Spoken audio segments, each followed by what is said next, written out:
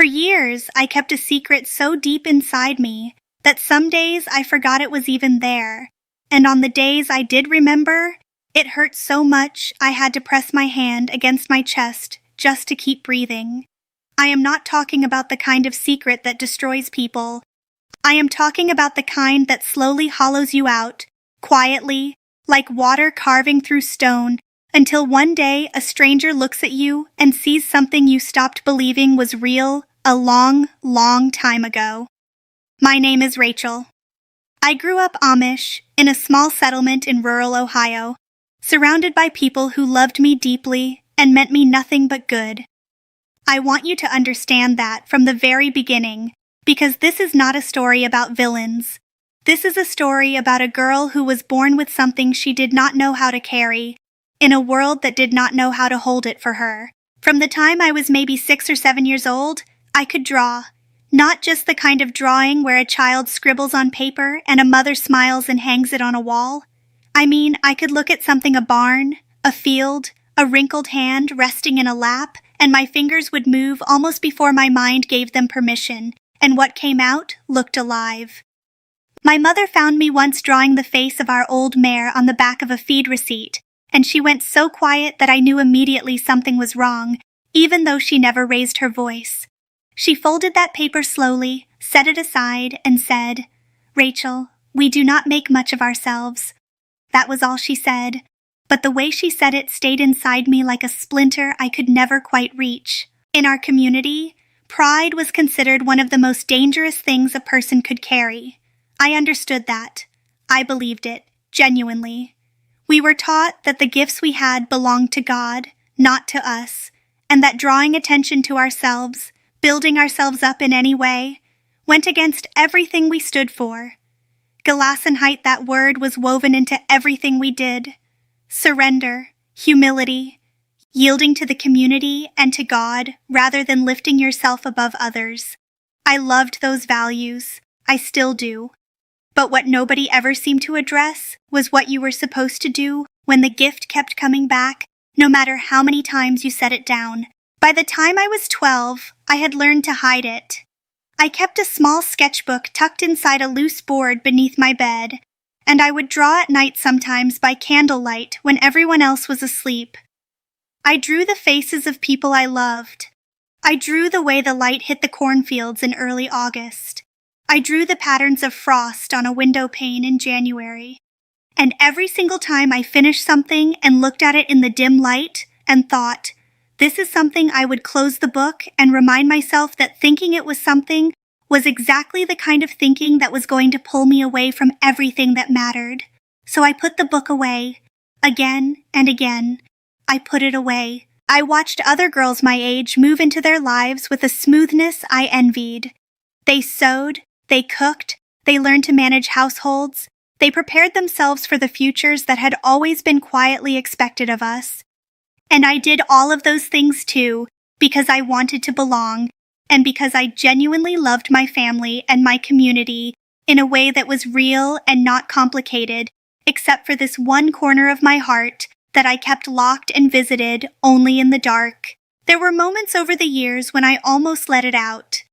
A church elder's wife once saw me absent-mindedly tracing a pattern on the table while the women talked, and she watched my hand for a moment before I noticed and stopped, and something flickered across her face that I could not read. I did not know if it was concern or curiosity or something else, but I stopped immediately and folded my hands in my lap and said nothing. Another time, a young girl in our community asked me to help her with a drawing for a school project, and sitting beside her, guiding her hand gently, my heart was pounding so hard that I had to breathe carefully to keep my face still. Afterward, I told myself it was enough. That small hidden moment was enough. I kept believing that for years. Then, one late September, a man came to our settlement looking for handmade wooden furniture. His name was Daniel. He was English, maybe mid-40s, with quiet eyes and the kind of manner about him that did not demand anything from a room. He was a craftsman himself. He restored old buildings, he said, old things that people had forgotten how to see properly. He was not loud or intrusive. He bought a rocking chair from my father, spoke respectfully, and that should have been the end of it. But his truck had trouble on the road just past our property, and my father, being the man he was, offered him water and shade while someone went to get help. I was in the garden. I did not notice right away that he had wandered a little, the way people do when they are restless and waiting. I did not notice that he had come around the side of the barn where the old wooden crates were stacked, the ones I had been using for months as a surface to rest paper against when I sketched in the early mornings before anyone was stirring. I had left something there. I do not know why I left it there that particular morning.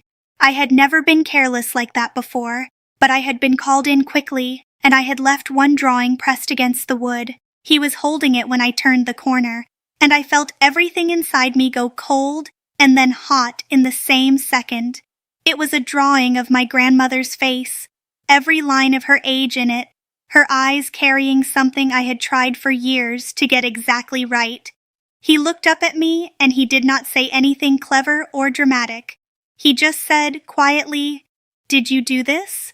And I wanted to say no. Every piece of my training, every year of practice at making myself small, rose up and told me to say no, to take it from him, to apologize for something I could not even name. But my voice came out before I could stop it, and I said, yes. What followed was not a speech. He did not tell me I was wasting my life, or that I needed to leave everything behind, or that the world deserved to see my work. He sat down on one of those old crates and looked at the drawing for a long moment and said, "Whoever this woman is, she must be extraordinary, because the person who drew her clearly sees people in a way most of us never learn to." That was it. That was all. And I stood there in that September light and felt something crack open inside me that I had been keeping sealed for 23 years. The weeks after that were the hardest of my life, not because anything dramatic happened, but because something had shifted in me that I could not shift back. I kept asking myself a question I had never let myself ask before. Was what I was doing truly humility, or was it fear dressed up in humility's clothing? Because there is a difference. And once I saw the difference, I could not unsee it. Hiding a gift because you fear pride is one thing, but hiding it because you are afraid of what people will say, afraid of being misunderstood, afraid of standing even an inch outside the lines that is not surrender to God, that is surrender to fear. I talked to my mother. It was one of the hardest conversations of my life, and it did not go the way I expected, because she cried. Not with anger. With something that looked, to my shock, like relief. She told me she had always known, had always seen it in me, and that she had feared for me, not because the talent was wrong, but because she had not known how to protect me from the complications it might bring.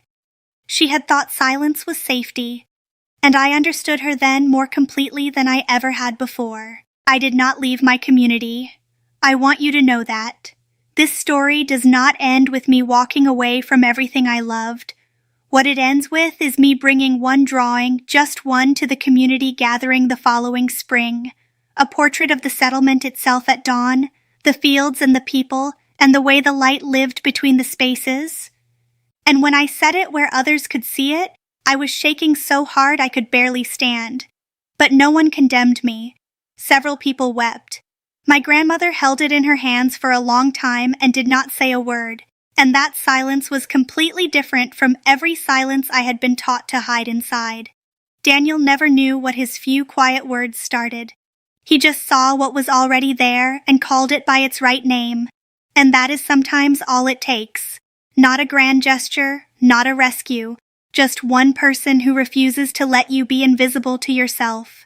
So I want to ask you something honestly. From one human being to another, have you ever hidden a talent or a dream because you were afraid of what others might think?